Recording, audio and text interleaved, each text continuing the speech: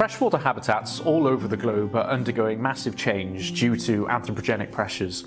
And this means a loss of biodiversity and really risks the systems that we depend on.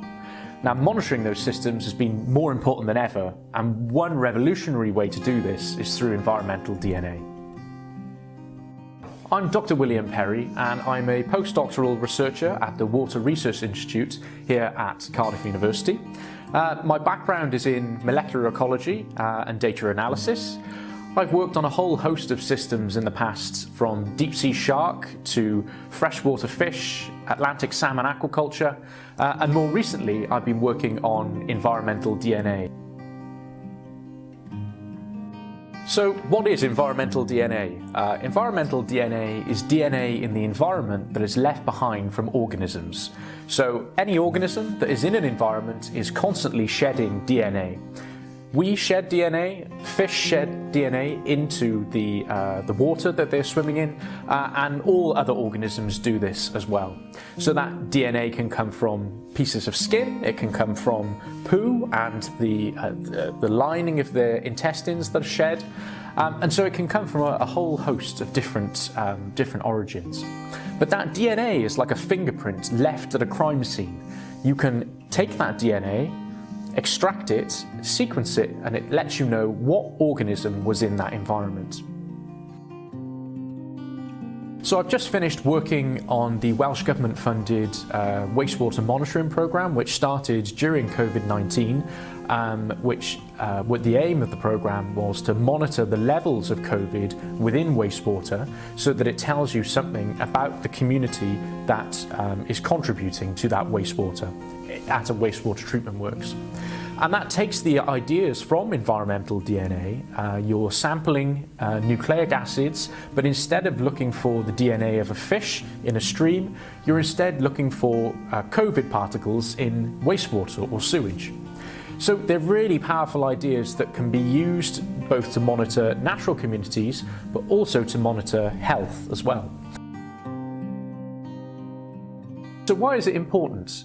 Knowing what species are in an ecosystem is important because it allows us to know how that ecosystem functions and also how it is structured. And if we know those two things, it's easier to manage and conserve those ecosystems. And eDNA is revolutionary because it is non-destructive. So previously, when we wanted to know these things about what organisms live in an environment and how that environment functions and how that ecosystem is comprised, we've had to do destructive sampling. The difference with environmental DNA is that you go into the environment with your beaker and you put that beaker into the water, collect, let's say, a 1 litre sample. You haven't had to interfere with the organisms that are living in that environment, and so therefore it makes it non-destructive.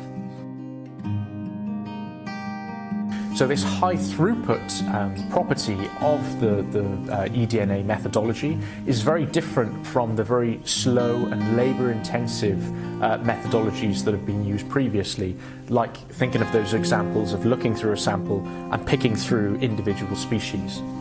So eDNA and the sequencing produces lots of data, and it also produces lots of data across a broad taxonomic group. So not only are you looking for the main organisms that you can see with your eyes, but it allows you to look for other organisms that we might have missed in the past, maybe microscopic, for example, that were neglected in these more traditional approaches.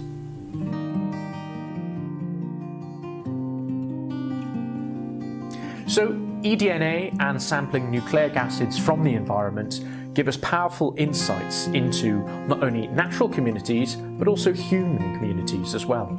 It provides massive amounts of data at a scale that more traditional techniques couldn't produce. And so I really think that environmental DNA is the future of monitoring, both in the natural environment and also for health.